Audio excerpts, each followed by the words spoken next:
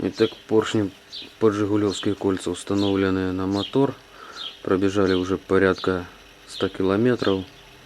Идет такая щадящая обкаточка. С расточкой, как вы по ходу угадали, никаких тепловых прихватов не было, перегревов особых тоже.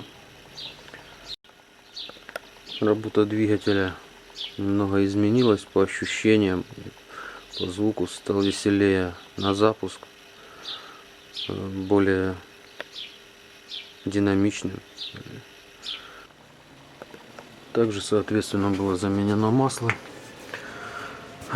Масло используется вот такое вот 20В50. Не самое дешевое, но и далеко не самое хорошее.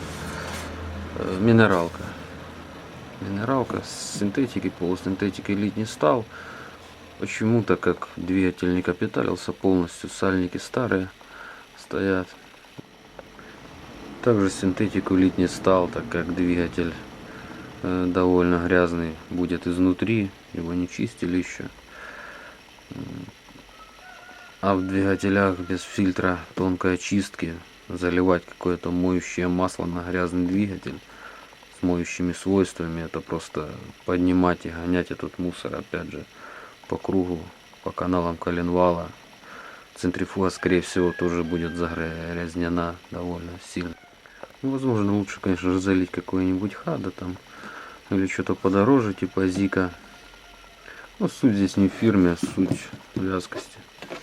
20В50. Это не 40-ка автомобильная, это масло повышенной вязкости.